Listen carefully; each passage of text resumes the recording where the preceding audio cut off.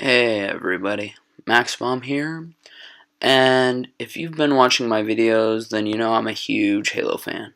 So naturally I've been following all the latest Halo news for the upcoming Halo 5. In this video, I'm going to be covering some of the new features, well not new features, some of the things that I've heard will be new features on Halo 5.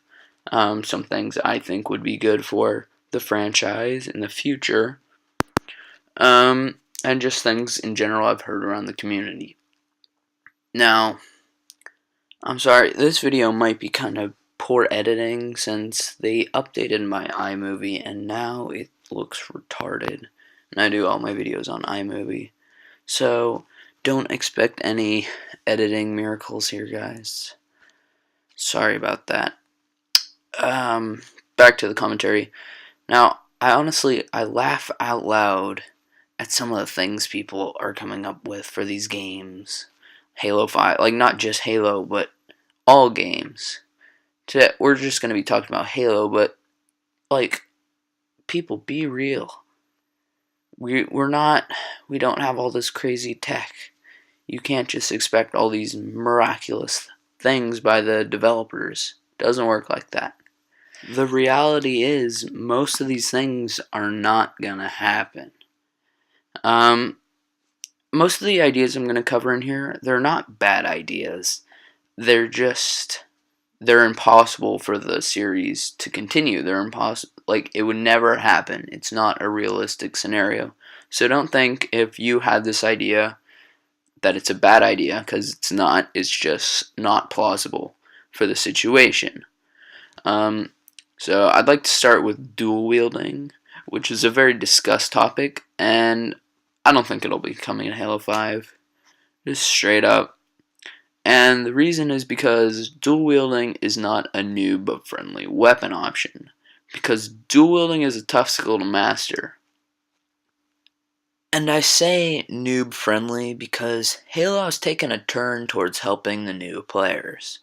But I have an entirely separate video about all that, so I'll put a link in the description. I'll be referring to that a decent amount, so you might want to check that out. Or not, up to you, I guess. I could never dual wield. And I consider myself an excellent Halo player. Dual wielding is very hard. I don't know, something about it, I can't pull both triggers at once. Like, it's impossible. Well, not possible, but it's very hard. Maybe you guys don't have that problem, but I certainly do.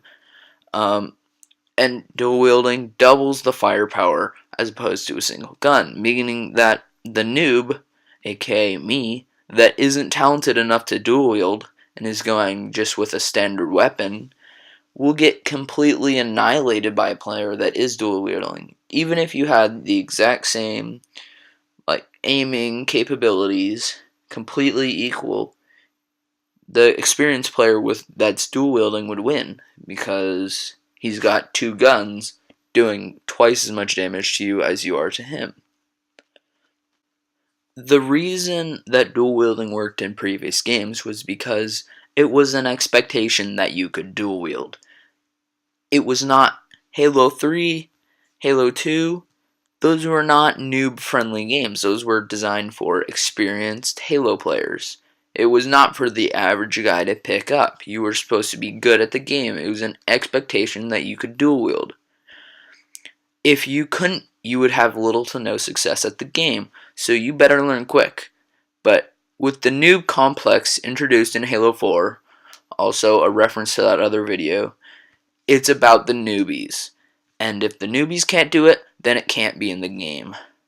So that's a big topic. So keep that in mind. It's about the new players. So a lot of things people have been asking for, new players can't do it. So don't expect anything you don't think your little brother could do if he just picked up that remote.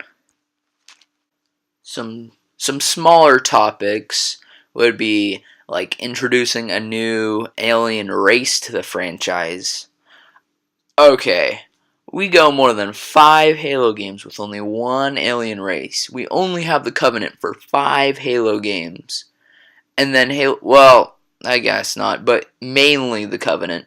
And then Halo 5, you get the Prometheans as a major alien group, or those knights. They're called Prometheans, right? Yeah, they are. And now the fan base wants even more aliens. Come on, guys. Halo fans are spoiled. Come on. What the heck?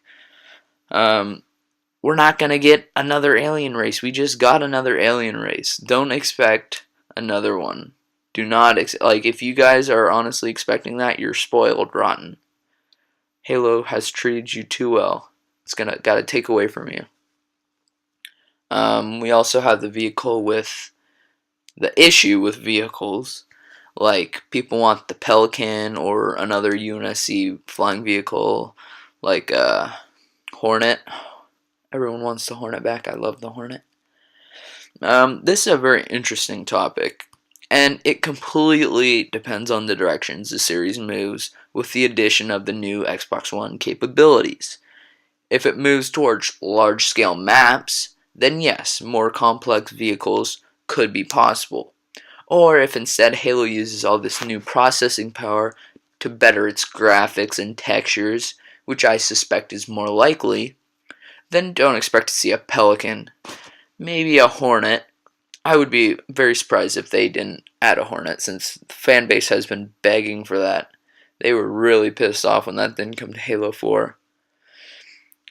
But some of these massive vehicles people are asking for, like the Mammoth, the Pelican, and even that giant foreigner thing we see in the Halo 5 trailer, we can't have that on a map like Ragnarok or Ravine.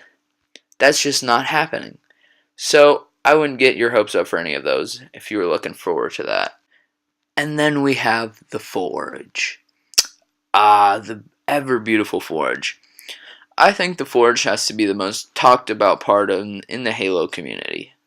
As we all know, the Forge in Halo 3 and 4 was a very limited tool, and it was a great and amazing tool, even in the basic form we have it in Halo 4.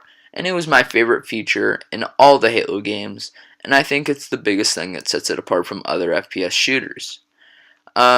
This is a big topic.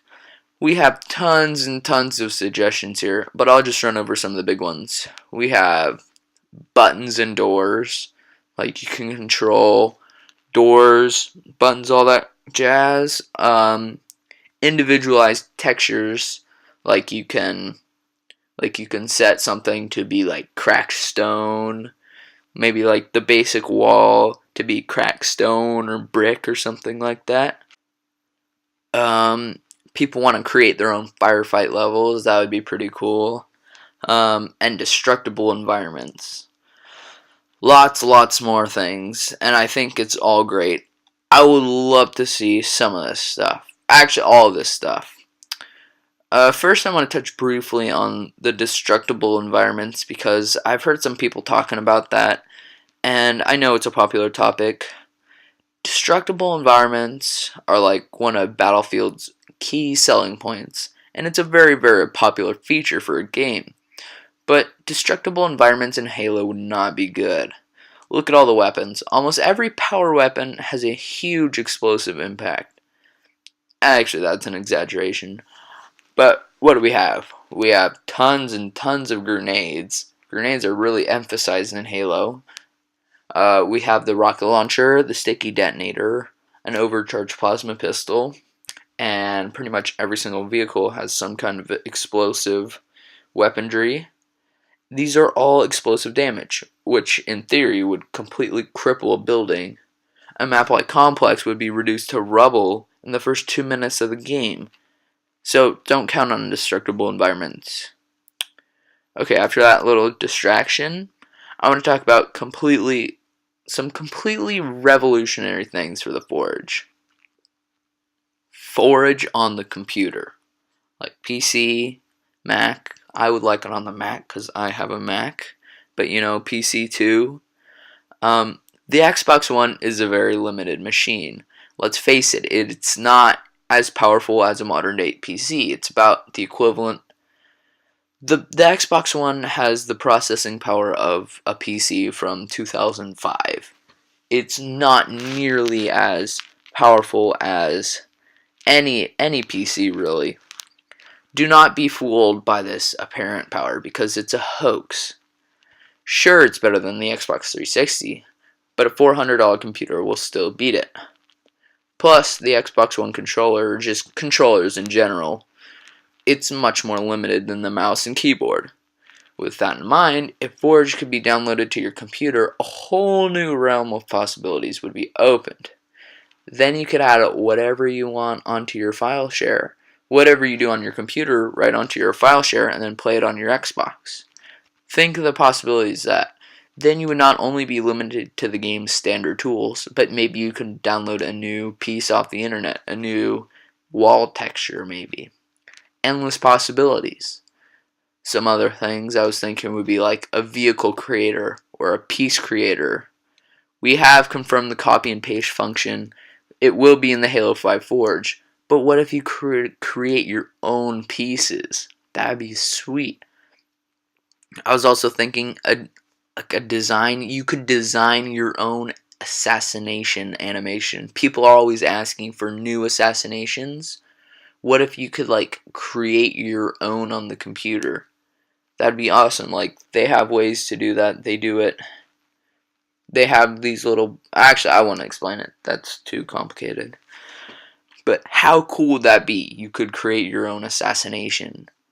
If you could go onto your computer and make your own animations for things, completely personalized to you, people would never run out of new assassinations.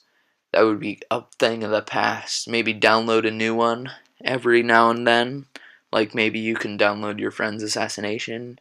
Make your own stances. Make your own hijacking animation. Oh, there's so many possibilities. Maybe for the assassination, you can stick a grenade in the guy's mouth, or I don't even know. So much cool stuff.